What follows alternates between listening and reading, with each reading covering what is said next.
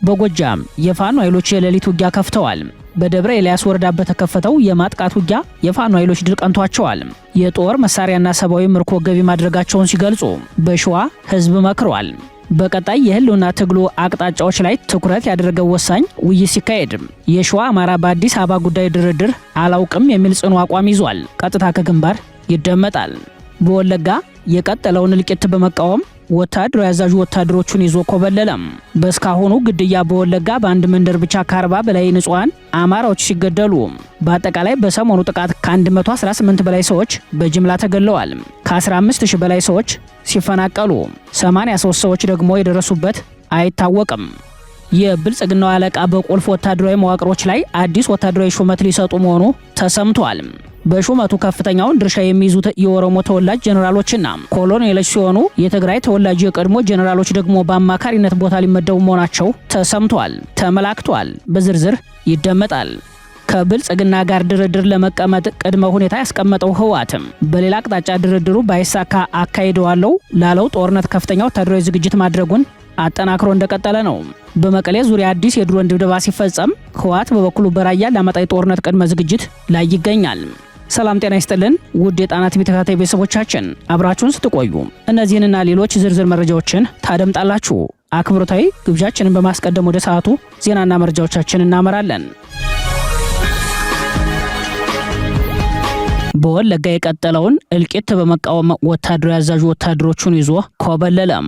በስካሁኑ ግድያ በወለጋ በአንድ መንደር ብቻ ከ40 በላይ ንጹሃን አማራዎች ሲገደሉ በአጠቃላይ በሰሞኑ ጥቃት ከ118 በላይ ሰዎች በጅምላ ተገለዋል። ከ15000 በላይ ሰዎች ሲፈናቀሉ 83 ሰዎች ደግሞ የደረሱበት አልታወቀም። ወለጋ ዛሬም የደም ምድር ሆኖ እንደቀጠለ ነው። እልቂቱ ከዕለት ወደ ዕለት እየጨመረ መጥቷል። እስካሁን ባለው መረጃ መሰረት ከ118 በላይ ንጹሃን አማራዎች በጅምላ ሲገደሉ 3 መንደሮች ሙሉ በሙሉ ሲወድሙ ከ15000 በላይ ነዋሪዎች ሲፈናቀሉ ከ83 በላይ ሰዎች ደግሞ የደረሱበት አልታወቀም። በምስራቅ ወለጋ ዞን ጊዳ አያና ወረዳ በተለይም መንደር 22 አካባቢ በተፈጸመ የጅምላ ጭፍጨፋ ከ40 በላይ ንጹሃን አማራዎች ተገለዋል። ከነዚህ መካከል በአሰቃቂ ሁኔታ በስለታማ መሳሪያ ተቆራርጠው የተገደሉት የ85 ዓመት አዛውንቱ አባይ የላረጋና ባለቤታቸው ማሆይ እስከ ዳር ገለው ይገኙበታል። አስከሬን መቅበር አልቻልንም ያሉት ምንጮች በመከላከያ ሰራዊቱና ገዳ ኮማንዶ ስር ተጠርንፈው ስለታማ የጦር መሳሪያ ታጥቀው የሚንቀሳቀሱ የቄሮ ቡድኖች በአካባቢው በመስፈራቸው በጥቃቱ ከባድ ጉዳት የደረሰባቸው ቁስለኞችን ማንሳትም ሆነ በጥቃቱ የተገደሉትን አስከሬን መቅበር እንዳልተቻለ ገልጸዋል። የአካባቢው የዓይን እማኞች አክለውም ገዳዮች ከአካባቢው ለቀው እንቅስቃሴ ሲያደርጉ ተከታትለን ቁስለኞችን ለማንሳትና አስከሬን ለመቅበር ስንሞክርም በመመለሳቸው ጨርሰን ሳናነሳና ሳንቀበር ለመሸሽ ተገደናል ብለዋል። አንዲት ከአማራ ቤተሰብ የተገኘች ህፃን ልጅ ባንገርጉትን ከተማ ዙሪያ ወላጅ አባቷ በገዳ ኮማንዶ ኃይልና በመከላከያ አባላት ታፍኖ ከተወሰደባት በኋላ እንዲለቁላት ብትጠይቅም አይሆንም ስላሏት በልጅ አቅሟ አባቷን ለማስለቀቅ ስትታገል መታየቷ የብዙዎችን ልብ ነክቷል። እንዲህ አይነቱን ግፍ የተቃወሙ ወታደሮች ደግሞ በዚሁ አካባቢ ከስምሪት ቀጠናቸው ኮብልለዋል። በወለጋ ቱሉ ጋና የተባለ አካባቢ የሻለቃ ማዕረግ ያለው ወታደራዊ አዛዥ ወታደሮቹን ይዞ መኮብለሉ ተሰምቷል። ይህን ተከትሎ በቱሉ ጋና ዙሪያ ከፍተኛ አሰሳ እየተደረገ ሲሆን ሻለቃው ከነ ወታደሮቹ ኮብልሎ ፋኖን ይቀላቀል አይቀላቀል የታወቀ ነገር የለም። ሆኖም ሙሉ የሻለቃው ኃይል ከግዳጅ ስምሪት ወጥቶ መኮብለሉ ታውቋል። አድማጭ ተመልካቾች በዚሁ የወለጋ ቀጠና ያሉ ተጨማሪ መረጃዎችንና በጎጃም የዋለውን አፍላ የውጊያ መረጃ የግንባር ዘጋቢያችን እንደሚከተለው ያቀርብልናል። ሰላም ጤና ይስጥልን አድማጭ ተመልካቾች እንደምን አላችሁ? የዛሬ የግንባር ዘገባ ወለጋ ላይ ያተኮረ ሲሆን በጎጃም ቀጠናም የተገኘ የድል ዘገባም ይዘናል። በምስራቅ ወለጋ ጊዳ አያና ወረዳ ብቻ ከ50 በላይ ንጹሃን አማራዎች ተጨፍጭፈዋል። እንደሚታወቀው ያገዛዙ ሰራዊት በተለይም ገዳ ኮማንዶ የሚባለው የሽመልስ አብዲሳ ልዩ ኃይል በአፋብን አንሻ ሰይድ 4ኛ እዝ ከፍተኛ ኪሳራ የደረሰበት ባለፈው ሳምንት ነበር። ታዲያ በፋኖ ኃይሎች መመታቱን በተደጋጋሚ ቁጭት የፈጠረበት ተረኛው ገዢው ስርዓት ሽንፈቱን ለመበቀል በተናበበ መንገድ እቅድ አወጣ። እቅዱንም ፋኖን ማጥፋት አልነበረም። የበቀል በትሩን በወለጋ በተለያዩ ቀጠናዎች የሚኖሩ አማራዎችን ማፈናቀል፣ መግደልና ቤታቸውንም ማቃጠል እንጂ ከአክቲቪስቶች እስከ ፖለቲከኞች ከባለስልጣናት እስከ ሰፈር ወጣቶች ድረስ የተናበበ የታቀደ ጥቃት ከተጀመረ ዋላ ደር ብሏል። በከተሞች መንግስታዊ ሰልፎችን ጨምሮ የአካባቢው ቄሮዎችን የማደራጀት ስራ በህብረት ተጠናቆ የመከላከያ ኃይል ከኦሮሞ ገዳ ኮማንዶ ጋር በአየር ኃይል ታግዞ በአካባቢው በሚንቀሳቀሱ የፋኖ ኃይሎች ላይ በከፍተኛ ጫና በማድረግ ቦታውን ካስለቀቀ በኋላ ቀጥታ ንጹሃን ላይ ያነጣጠረ ጥቃት ጀመሩ። እስካሁን ከቦታው በደረሰ መረጃ መሰረት ከ80 በላይ የአማራ አርሶ አደር የሆኑ ቤቶች ወድመዋል። በጊዳና ወረዳ መንደር 22 ተብሎ በሚጠራው ቀበሌ ብቻ ከ50 በላይ የአማራ ንጹሃን ተገድለዋል። እንደ ምንጮቻችን መረጃ መሰረት አብዛኛዎቹ የጠፉ የት እንደደረሱ የማይታወቁም አሉ። የቤት ንብረታቸው ወድሟል። ከነዚህ መካከል በአሰቃቂ ሁኔታ በስለታማ መሳሪያ ተቆራርጠው የተገደሉ የ85 ዓመት አዛውንቱ አባየላ አረጋና ባለቤታቸው ማሆይ እስከዳር ገራው ይገኙበታል። ከጥቃቱ የተረፉ የዓይን እማኞች እንደገለጹልን በአካባቢው አስክሬን መቅበር አልተቻለም። መከላከያ ሰራዊትና ገዳ ኮማንዶ እንደዚሁም በእነዚህ ኃይሎች ስር ተጠርንፈው ስለታማ የጦር መሳሪያ ታጥቀው የሚንቀሳቀሱ የቄሮ ቡድኖች በአካባቢው በመስፈራቸው በጥቃቱ ከባድ ጉዳት የደረሰባቸው ቁስለኞችን ማንሳትም ሆነ በጥቃቱ የተገደሉ ንጹሃንና አስክሬን መቅበር እንዳልተቻለ ገልጸዋል። የዓይን እማኞቹ አክለውም ጨፍጫፊዎቹ ከአካባቢው ለቀው እንቅስቃሴ ሲያደርጉ ተከታትለን ቁስለኛ ለማንሳት አስክሬን ለመቅበር ሞክረን የነበረ ቢሆንም ነገር ግን ወዲያውኑ በመመለሳቸው ጨርሰን ሳናነሳና ሳንቀብር ለመሸሽ ተገድናል ብለዋል። ከአካባቢው ትዝብታቸውን ያካፈሩን ከጥቃቱ የተረፉ ነዋሪዎች እንደገለጹልን የኦሮሞ ኃይሎች አማራን ለመጨፍጨፍ ሲባል ምን ያህል አንድ እንደሚሆኑን የሚያመላክት ትኩረት የሚደረግበት ጉዳይም ነው ብለዋል። በፖለቲካ የተለያዩ ቢመስሉም አማራን ለማጥቃት ሲባል ግን ብልጽግና፣ ሸኔ፣ ቄሮ፣ መከላከያና ሌላም የሚባል ክፍፍል እንደሌላቸው ሁሉም ሊያውቅ ይገባል። አሁንም በኦሮሚያ ክልል የሚኖሩ አማራዎች ከባድ ጥንቃቄ እንዲያደርጉም እንደዚሁም ትኩረት ይሻሉም ብለውናል። ይህ በእንዲህ እንዳለ በጎጃም ቀጠና በአዲስ የውጊያ ግንባር አፋብን ቴዎድሮስ ዕዝ ድል ማስመዝገቡን ገልጸዋል። የአፋብን ቴዎድሮስ ዕዝ 2ኛ ዕዝ 206ኛ ኮር የ14ኛ ክፍለ ጦር አካል የሆነችው ጅብላ ሙተራ ሻለቃ ድል ተቀዳጅታለች። ዛሬ በቀን 21 12ኛ 2018 ከሌሊቱ 8 ሰዓት ጀምሮ በተጠና ኦፕሬሽን በደብረ ኤልያስ ወረዳ ልዩ ቦታው አበሸን በተባለ ትምህርት ቤት መሽጎ በነበረው የአብይ አህመድ ዙፋን አስጠባቂ የአድማ ብተናና የሚሊሻ አባላት ላይ መብረቃዊ ጥቃት በማድረስ ሙትና ቁስለኛ ማድረግ ተችሏል። በኦፕሬሽኑ የተገኙ ድሎች በእጅ የተማረከ አንድ የሚሊሻ አባል፣ ኮሪያ ክላሽ 1፣ ሲሶ ክላሽ 1፣ በርካታ ተተኳሽ፣ በርካታ ወታደራዊ ሻንጣ፣ ለጊዜው ቁጥሩ ያልታወቀ የአድማ ብተናና ሚሊሻ አባላት ሙትና ቁስለኛ ማድረግ ተችሏል ሲል የአፋብን ቴዎድሮስ ዕዝ 2ኛ ዕዝ 206ኛ ኮር የ14ኛ ክፍለ ጦር ህዝብ ግንኙነት መምሪያ መረጃውን አድርሶናል። ለጥንቅሩ ተስፋ የልሳኑ ነኝ ከዛው ከትግሉ ሜዳ።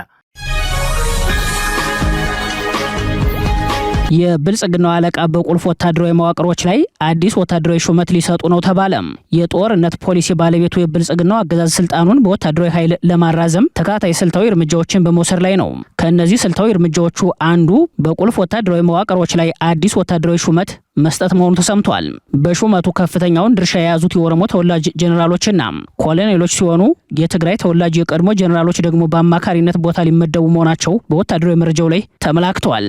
አሁን ባለው የመከላከያ ሰራዊት መዋቅር ውስጥ በአመራርነት ደረጃ ያሉት አብዛኞቹ የኦሮሞ ተወላጅ ሲሆኑ ከ85 በመቶ በላይ የኦሮሞ ተወላጆች የጀነራልና የኮሎኔል ማዕረግ ተሰጥቷቸው በቁልፍ ወታደራዊ ቦታ ላይ ይገኛሉ። በዚሁ የአንድ ቡድን የበላይነትን በሚያስቀጥል ስርዓት የብልጽግናው አለቃ አብይ አህመድ በመከላከያ ውስጥ ዋና ዋና ቁልፍ ቦታዎች ላይ የአንድ ብሔር አባላትን ለመመደብ ታማኝ የሚሏቸውን ወታደሮች ወደፊት በማምጣት አዲስ ወታደራዊ ሹመት ሊሰጡ መሆናቸው ተሰምቷል።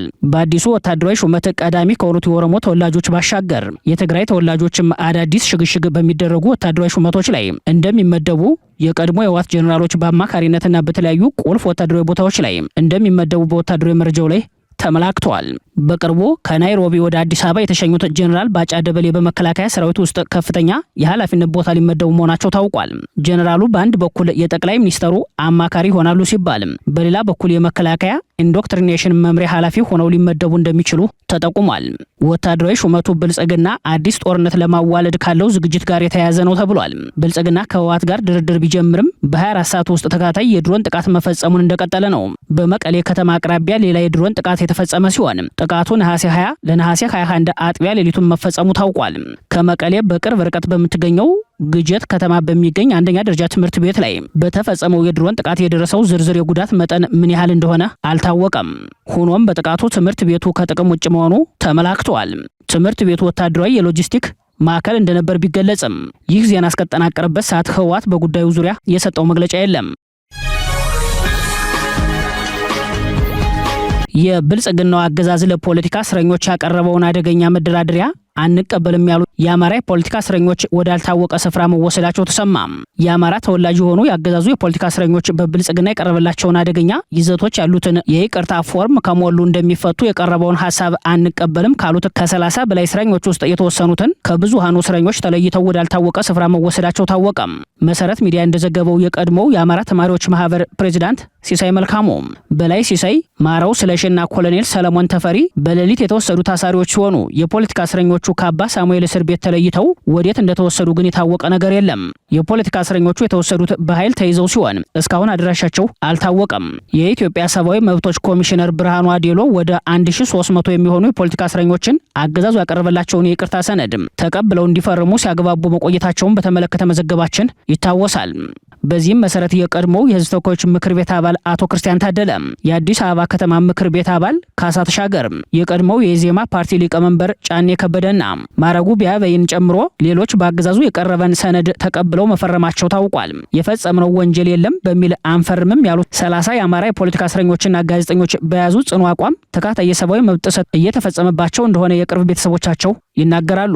አሁን ላይ አንፈርምም ያሉት ታሳሪዎች ላይ ተመሳሳይ ድርጊት ሊፈጸም እንደሚችል ስጋት ተፈጥሯል። አገዛዙ በመጪው አዲስ ዓመት የፖለቲካ እስረኞችን ለመልቀቅ ያቀረበው የይቅርታ ሰነድ እንዲህ ይላል። በአማራ ክልል ጽንፈኛው ቡድን በሚያደርገው ትግል ላይ መሳተፍ የስህተት መሆኑን በማመን መንግስትንና ህዝብን ይቅርታ ጠይቃለሁ። በክልሉ ለጠፋው ህይወትና ለወደመው ንብረት ኃላፊነት ወስዳለሁ። ሁለተኛ በእንዲህ ያለ ጸረ ሰላም ተግባር እንደማልሳተፍ ቃል ገባለሁ። ይህንን አድርጌ ብገኝ መንግስት ማንኛውንም እርምጃ እንዲወስድብኝ በፈቃድ እፈርማለሁ እንዲሉ ይጠይቃል። ይህን አደገኛ ሰነድ አንፈርምም በማለት አቋም ከያዙት የፖለቲካ እስረኞች መካከል ዶክተር ወንዶሰን አሰፋ፣ ዶክተር ሲሳይ አውግቸው፣ ጋዜጠኛ ጎበዜ ሲሳይ፣ ጋዜጠኛ ዳዊት በጋሻውና አቶ ዮሐንስ ቦያለው ይገኙበታል። እነዚህን የፖለቲካ እስረኞች ጨምሮ ከ30 በላይ የሚሆኑ እስረኞች ሰነዱን አንፈርምም የሚል አቋም ከያዙበት ጊዜ ጀምሮ ሕክምና መከልከል፣ ከብዙሃኑ እስረኞች ነጥሎ ማሰር፣ ተደጋጋሚ ፍተሻና መጠነ ሰፊ የሰብአዊ መብት ጥሰቶች እየተፈጸሙባቸው እንደሆነ ከቅርብ ቤተሰቦቻቸው ሰምተናል። ከብልጽግና ጋር ድርድር ለመቀመጥ ቅድመ ሁኔታ ያስቀመጠው ህወሓት በሌላ አቅጣጫ ድርድሩ ባይሳካ አካሂደዋለሁ ላለው ጦርነትም ከፍተኛ ወታደራዊ ዝግጅት ማድረጉን አጠናክሮ እንደቀጠለ ነው። የመጨረሻው ነው የተባለው የህወሓት የዘመቻ መክት እንቅስቃሴን የሚገልጽ ወታደራዊ መረጃ ወጥቷል። ህወሓትና ብልጽግና ላልተማመኑበት ድርድር ቅድመ ሁኔታ ቢያስቀምጡም ከድርድሩ ጎን ለጎን በየፊናቸው የጦርነት ዝግጅት ማድረጋቸውን ቀጥለዋል። ብልጽግና የድሮን ጥቃቱን አጠናክሮ ሲቀጥል፣ ህወሓት በበኩሉ የመጨረሻ ያለውን ወታደራዊ ዝግጅት እያደረገ መሆኑ ታውቋል። ድርድሩ ባይሳካና ጦርነት ቢካሄድ በጦርነቱ መሃል የሚጎዱትን ለማግለል የሚሆኑ ሰዎችን ስጡን በማለት በየአካባቢው ህብረተሰቡን ሰብስቦ ሰዎችን እያስመረጠ መሆኑ በወታደራዊ መረጃው ላይ ተመላክቷል። በጉዳዩ ላይ ዶቼ ቬለ እንደዘገበው የህወሓት ወታደራዊ ዝግጅት በራያ አላማጣ አካባቢዎች ተጠናክሯል። በራያ አላማጣና አካባቢው ያሉ ነዋሪዎችን በማነጋገር ዋቢ ያደረገው ዘገባው የህወሓት አመራሮች ከላይ የወረደ መመሪያ ነው በሚል አርሶ አደሩ የእህል መዋጮ እንዲያደርግ እያስገደዱ ነው። በመረጃው መሰረት ህወሓት በወረራ በያዛቸው የራያ አካባቢዎች እያንዳንዱ አርሶ አደር ከጤፍ እስከ ማሽን ላይ የሚደርሱ ምርቶችን እህል ወደሚሰበሰብበት አካባቢ ይዞ በመሄድ እንዲያስረክብ ትእዛዝ አውርዷል። ይህንን ትእዛዝ የማይፈጽሙ አርሶ አደሮች ካሉ እስከ 5000 ብር የሚደርስ ቅጣት ይጠብቃቸዋል ተብሏል። መዋጮውን እየተጠየቅን ያለነው በህወሓት አመራሮች ናቸው ያሉት የአላማጣ ከተማ ነዋሪ የዓይን እማኝ የተወሰነውን መዋጮ መክፈል ያልቻለ ተጨማሪ ቅጣት እንደሚጠብቀው ተነግሮናል ሲሉ ሁኔታውን አስረድተዋል። የዓይን እማኙ አክለውም አላማጣ 02 ቀበሌ 4 ቀጠናዎች አሉትም። በእነዚህ ቀጠናዎች 12 ሚሊዮን ብር ተወስኗል ተብሎ ተነግሮናል። በብሩ ጉዳይ ስንጨቃጨቅ ነበር፣ ነገር ግን አልሆነም። በአሁን ሰዓት ከየት ይመጣል? ሰው የሚበላው አጥቶ ወድቋል። ከየት ይመጣል ብለን ጠይቀን ነበር ሲሉ ያሉበትን ጭንቀት አስረድተዋል። አያይዘውም ዝናብ እኮ የለም፣ ጤፍም የተዘራው ጤፍ በፀሐይ እያረረ ነው። ማሽላውም ገና ሳይወልድ እያነቀው ነው። ዝናብ የለም፣ ፀሐይ ብቻ ነው። ይህንን ሁሉ በመዘርዘር እባካችሁ ምን አይታችሁ ነው እህል አምጡ የምትሉም ብለን ነበር። ነገር ግን የሚሰማን አላገኘንም።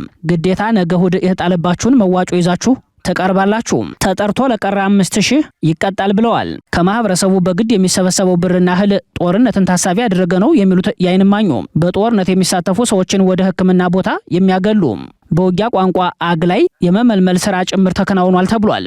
ለጦርነቱ ዝግጅት ከህወሓት በወረደው ትእዛዝ ግመል፣ አህያ፣ በቅሎ፣ በሬ እንዲገዙ የተወሰነባቸው እንዳሉ ዶቼ ቬለ ያነጋገራቸው የራያ ነዋሪዎች ገልጸዋል። እንዲህ ያለውን የጦርነት ዝግጅት በመስጋት አካባቢያቸውን ለቀው ወደ ራያ ቆቦ፣ ወልዲያና ላስታና ሰቆጣ የተፈናቀሉ በ10 ሺዎች የሚቆጠሩ አማራዎች በከባድ ሰቆቃ ውስጥ ይገኛሉ። ኦርቶዶክስ ላይ የሚፈጸመው ጥቃት ተጠናክሮ ቀጥሏል። በሶማሌ ክልል ጅጅጋ ከተማ ቤተክርስቲያን ተጠቅታለች። ጥቃቱ በምዕመናን ላይ ቁጣን የቀሰቀሰ ሆኗል። በጅግጅጋ ከተማ አዲስ የተገነባው የመድኃኔዓለም ቤተክርስቲያን መቃኞ ቤት በኃይል መፍረሱን ተከትሎ ክስተቱ ምዕመናንን አስቆጥቷል። የኢትዮጵያ ኦርቶዶክስ ተዋሕዶ ቤተክርስቲያን የሶማሌ ሀገረ ስብከት ጥቃቱን በማውገዝ ድርጊቱ በተለይም በአካባቢው ምዕመናን ዘንድ ከፍተኛ ሐዘን መፍጠሩን አሳውቋል። በቤተክርስቲያኗ ላይ የተፈጸመው ጥቃት በማህበራዊ ሚዲያዎች ጨምሮ በተለያዩ ቦታዎች ላይ ሰፊ መነጋገሪያ ሆኖ ሰንብቷል።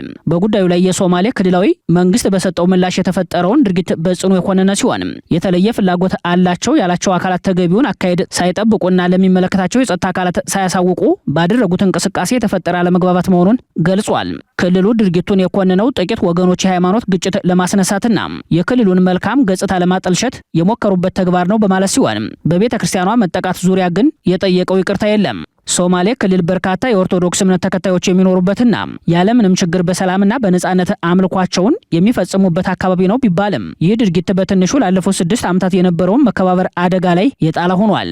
ከወራት በፊት የሀገረ ስብከቱ ሊቀ ጳጳስ አቡነ ኤልሳን ጨምሮ ሌሎች አባቶች ከክልሉ ርዕሰ መስተዳደር ጋር በፕሬዝዳንት ጽሕፈት ቤት ሰፊ ውይይት ማድረጋቸውንና ያቀረቧቸው በርካታ ችግሮች መፍትሄ የተሰጣቸው መሆኑን የሙስጦፌ መሐመድ ክልላዊ አስተዳደር አስታውሷል። በአሁኑ ወቅት የተፈጠረውን ክስተት መነሻ በማድረግ ሕግና ስርዓትን የማስከበር እንዲሁም ተገቢውን የማስተካከያ እርምጃ የመውሰድ ስራ የሶማሌ ክልል ጸጥታ ቢሮ፣ የጅግጅጋ ከተማ አስተዳደር ከንቲባ ጽሕፈት ቤት እና የሀገረ ስብከቱ ከፍተኛ ሃይማኖት አባቶች በቅንጅትና በሰፊ ኃላፊነት እየሰሩበት እንደሚገኝ ቢገለጽም በኦርቶዶክስ ላይ የሚፈጸመው ጥቃት መዋቅራዊ መንግስት መራሽ መሆኑ ጉዳዩ ለምዕመናን አሳሳቢ ሆኖ ቀጥሏል። በሸዋ ጠቅላይ ግዛት በቀጣይ የህልውና ትግሉ አቅጣጫዎች ላይ ትኩረት ያደረገ ወሳኝ ውይይት ተካሄደ። የሸዋ አማራ በአዲስ አበባ ጉዳይ ድርድር አላውቅም የሚል ጽኑ አቋም ይዟል። በሸዋ ጠቅላይ ግዛት ተጉለትና ቡልጋ አውራጃ በቀጣይ የህልውና ትግሉ አቅጣጫዎችና የአፋብን መዋቅራዊ አሰራሮች ላይ ያተኮረ ተከታታይነት ያለው ህዝባዊ መድረክና ስልጠና በመካሄድ ላይ መሆኑ ታወቀ። በተጉለትና ቡልጋ አውራጃ በግፍት ክላስተር ስር በሚገኙ ቀበሌዎች ለወራት ማደራጀት፣ ማሰልጠንና በመዋቅራዊ ጉዳዮች ላይ ያተኮረ ሰፊ ህዝባዊ የምክክር መድረክ ሲካሄድ መቆየቱ በግንባር መረጃው ላይ ተመላክቷል።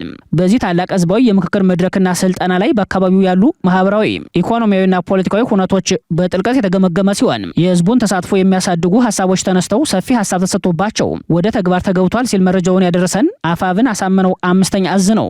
ይህ ህዝባዊ የውይይትና የአደረጃጀት የመዘርጋትና የሀሳብ ማጥራት ውይይት ነገ ለሚካሄደው ሁሉን አቀፍ ህዝባዊ ትግልም ጠንካራ መሰረት የጣለ ነው ተብሏል። ህዝቡ በንቃት በመሳተፍ አማራዊ የፖለቲካ ቀጣይነት ውሳኔዎች ላይ ቀጥተኛ ድርሻ እንዲኖረው መንገድ የሚከፍት ነው በተባለው በዚህ ውይይት የተጀመሩ የአሰራርና የመዋቅር ስራዎች በቀጣይነት ውጤታማ እንዲሆኑ የሚረዱ አሰራሮችና የኃላፊነት ድልድሎች ላይ ውይይት በማድረግ በክላስተርና በቀበሌ ደረጃ መሪዎች ተመርጠው ወቅቱንና ኃላፊነታቸውን የሚመጥኑ ስልጠና ተሰጥቷል። በስልጠናው ላይ አፋብን የሚያወርዳቸውን የትግል አቅጣጫዎች በመተግበር የትግሉን ውጤታማነት ማፋጠን እንደሚገባ የክላስተርና የቀበሌው የውይይት ተሳታፊ የማህበረሰብ ክፍልና አመራሮች ገልጸዋል። በተለይም አፋብን አሳምነው 5ኛ እዝ ትኩረቱን በትግሉ ላይ ብቻ እንዲያደርግ የጋራ ግንዛቤ የተያዘ ሲሆን ህዝቡም በተዘረጋው ግልጽ መዋቅርና በሰለጠኑ መሪዎች አስተዳደራዊ ውሳኔዎች ስር ሙሉ ፍላጎቱንና መብቱን የሚያረጋግጥበት አሰራር መዘርጋቱ ተመላክቷል።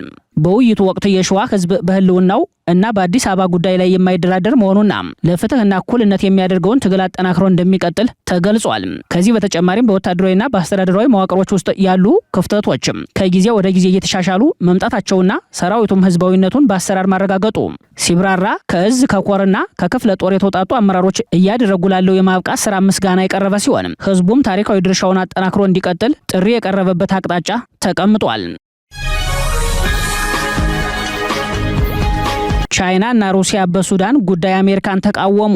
በሌላ በኩል የፈጥኖ ደራሽ ኃይል በምዕራብ ኮርዶፋን አልኑሁድ ከተማ ላይ የጣለውን ማዕቀብ በማጥበቅ የስታርሊንክ የኢንተርኔት አገልግሎትን አግዷል።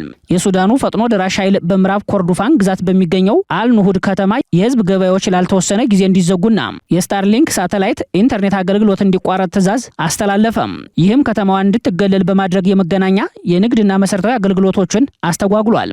የዳር ሐመር የድንገተኛ አደጋ ምላሽ ክፍልና የሱዳን መገናኛ ብዙሃን እንደዘገቡት ከነሐሴ 20 ቀን 2018 ዓ.ም ጀምሮ የተወሰዱት እርምጃዎች በስታርሊንክ መሳሪያዎች፣ በተሽከርካሪዎችና በሞተር ብስክሌቶች እንቅስቃሴ ላይ የተጣሉ ገደቦችን እንዲሁም ነዋሪዎች ከቤት እንዳይወጡ እንዳይወጡ የተሰጡ ትዕዛዞችን ያካትታሉ። እንደ መረጃው የፈጥኖ ደራሽ ኃይል የከተማዋን ሆስፒታል የዘጋ ወይንም አገልግሎቱን የገደበ ሲሆን እርምጃዎቹን በድምጽ ማጉያዎች በማወጅ የሰዓት እገዳ ጥሏል። ቡድኑ የሱዳን ሰራዊት ለቀው መውጣታቸውን ተከትሎ ከግንቦት 2017 ዓ.ም ጀምሮ አልኑሁድ ከተማን በቁጥጥሩ ስር አድርጎ ይገኛል። ይህ በእንዲህ እንዳለ የትራምፕ አስተዳደር በሱዳን ላይ ሙሉ በሙሉ የመሳሪያ ማዕቀብ እንዲጣል ያቀረበውን የውሳኔ ሀሳብ በሩሲያና ቻይና ተቃውሞ ገጥሞታል። አሜሪካ በተባበሩት መንግስታት ድርጅት የጸጥታው ምክር ቤት ከሰሞኑ የሚያበቃውን የዳርፉር ግዛት የመሳሪያ ማዕቀብ ለመላው ሱዳን ለማስቀጠል የሚያስችል የውሳኔ ሀሳብ ያመጣች ቢሆንም ይህ በቤጂንግ እና ሞስኮ በኩል ተቀባይነት አላገኘም። ዋሽንግተን ወደ ሱዳን በሚገቡ የጦር ድሮኖችና የጦር ቴክኖሎጂዎች ላይ በሁሉም አካላት ላይ ማዕቀብ እንዲጣል እየገፋች ትገኛለች። ጦርነቱን ለማቆም ያዳገተው ተፋላሚ ወገኖች ከውጭ የሚያገኙትን የመሳሪያ አቅርቦትና ሎጂስቲክ በመተማመናቸው እንደሆነ ዋሽንግተን በማመን በዳርፉር ላይ ተጥሎ የነበረው የመሳሪያ ማዕቀብ በሱዳን ላይ እንዲተገበር ለጸጥታው ምክር ቤት ሐሳብ አቅርባለች። የሱዳን መንግስትና ጦርነቱን የሚደግፉት ቻይናና ሩሲያ ግን ውሳኔውን በጥብቅ ተቃውመዋል። የሱዳን መንግስትም ሐሳቡን በእጅጉ የኮነነ መግለጫ አውጥቷል። የፕሬዝዳንት ዶናልድ ትራምፕ የአረብና አፍሪካ ጉዳዮች ልዩ መልእክተኛና አማካሪ የሆኑት ማሳድ ብሎስም ለጸጥታው ምክር ቤት ባደረጉት ንግግር ለዓመታት በዘለቀው የሱዳን ጦርነት የውጭ ፋይናንስ፣ ወታደራዊና ፖለቲካዊ ድጋፎች ለጦርነቱ መቀጠል እንዲሁም ተፋላሚዎቹ ወደ ድርድር እንዳይመጡ ምክንያት መሆናቸውን ገልጸዋል። የዋሽንግተን መልእክተኛው የተመድ የጸጥታው ምክር ቤት ያለውን ሙሉ አቅም እንዲጠቀም የጠየቁ ሲሆን በሁለቱ ተፋላሚ ወገኖች በኩል እጅግ ግዙፍና እያደገ የመጣ ሲሉ የገለጹት የውጭ ወታደራዊ ድጋፍ እንዲቆም አጠቃላይ ማዕቀብ እንደሚያስፈልግ አጽንኦት ሰጥተዋል። ውሳኔው በጸጥታው ምክር ቤት ከጸደቀ የመሳሪያ ማዕቀብ ከመጣሉ ባሻገር በሱዳን ላይ የሚኖረው ክትትል ይጠናከራል። ቻይና ማዕቀቡ መላው ሱዳን ላይ መተግበሩ ላለፉት ዓመታት የነበረውን መረጋጋት የሚጥስና ሙሉ ሀገሪቱን የኢኮኖሚ ችግር ውስጥ የሚያስገባ ነው ስትል በተመድ መድረክ ተከላክላለች። ሞስኮ በበኩሏ የሱዳንን ሉዓላዊነት ለመመለስና የፖለቲካ ንግግሮች እንዲካሄዱ ጥረት ከማድረግ ይልቅ የመሳሪያ ማዕቀብ መጣሉ አዋጭ አይደለም ብላለች። ክቡራትና ክቡራን ቤተሰቦቻችን ለሰዓቱ የሰናዱት መረጃዎቻችን የተከታተላችኋቸውን ይመስሉ ነበር። አብራችሁን ስለቆያችሁ ልባዊ ምስጋናችን ይድረሳችሁ እያልን የጣና ቲቪ ወቅታዊ ዜናዎች፣ ትንታኔዎችና ልዩ ልዩ ፕሮግራሞችን ደርሷችሁ ቻናላችን ሰብስክራይብ በማድረግ ቤተሰብ ይሁኑ። በተሳትፎ ሚዲያውን እንዲያጠናክሩ ጥሪያችንን እናቀርባለን። ጣና ቲቪ ከሀቅ ጋር